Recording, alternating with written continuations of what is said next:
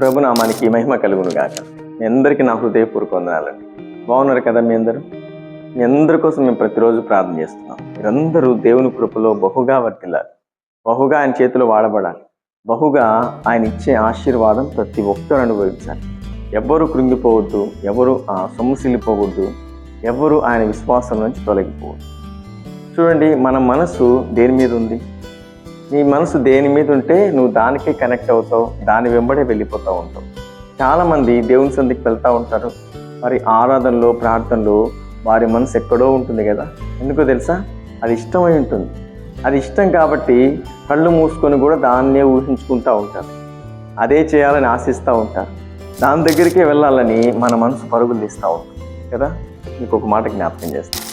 యెషయా గ్రంథం 26వ అధ్యాయం 3వ వచనం, ఎవని మనస్సు నీ మీద ఆనుకొనును వానిని నీవు పూర్ణ శాంతి గలవానిగా కాపాడుతూ.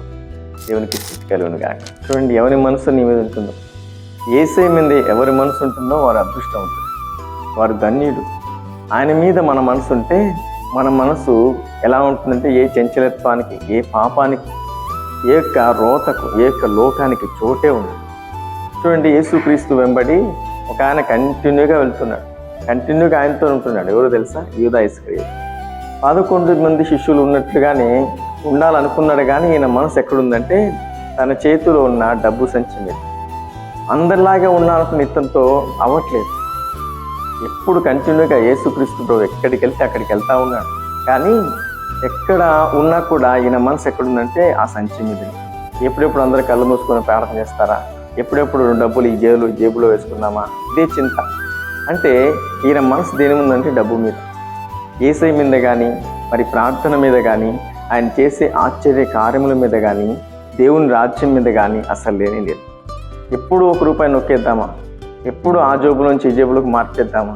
ఈయన మనసు అంతా ఎక్కడుందంటే డబ్బు మీద.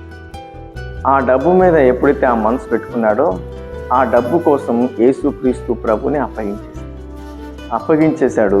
మరలా తర్వాత భయంకరంగా బాధపడుతున్నాడు. ఏంటి ఇలా చేశాను, నా ప్రభువుని ఎందుకు అలా అప్పగించాను అని ఏడ్చి వెళ్ళి పరిగెత్తుకుంటూ వెళ్ళి ఊరి పోసుకొని చనిపోయాడు ఆయన.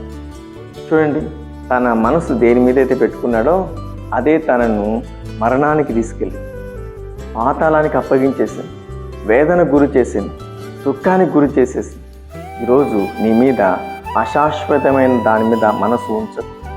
శాశ్వతమైన దేవాదేవుని మీద, నిత్య జీవ మార్గమును నడిపించే దేవుని మీద ఎప్పుడైతే మనసు ఉంచుతావో నీకు సమాధానం, సంతోషం, ఆశీర్వాదం సమృద్ధిగా దొరుకుతుంది. ఈ 11 మంది శిష్యులు చాలా సంతోషంగా ఉన్నారు, చాలా ఆనందంగా ఉన్నారు. దుఃఖంలో, వేదనలో, మరి మరణ ఆపేక్షలోకి వెళ్ళిపోయింది ఎవరు? ఈయన మరణంలోకి తీసుకెళ్ళిపోయింది, పాతాళానికి అప్పగించబడింది. నువ్వు అలా ఉండకు. నీ మనసు ఎక్కడ ఉండాలా? యేసుక్రీస్తు మీద ఉంటే నీ కుటుంబం ఐశ్వర్యంతో, సమాధానంతో, క్షేమంతో, అన్ని విషయాల్లో సుఖ సౌఖ్యంతో నడిపించబడతాం. మాట ప్రకారం మంచి తీర్మానం తీసుకో. ప్రభు యేసుక్రీస్తు ఎల్లప్పుడూ నీకు తోడే ఉండును గాక. ఆమేన్. అందరి కోసం ఒక చిన్న ప్రార్థన చేస్తాం. మహాపరిశుద్ధుడా, నీకు స్తోత్రం. నీ మాటలు వింటున్న ప్రతి బిడ్డలు, ప్రతి ఒక్కరి మనసు నిన్ను ఆనుకోవాలి ప్రభు.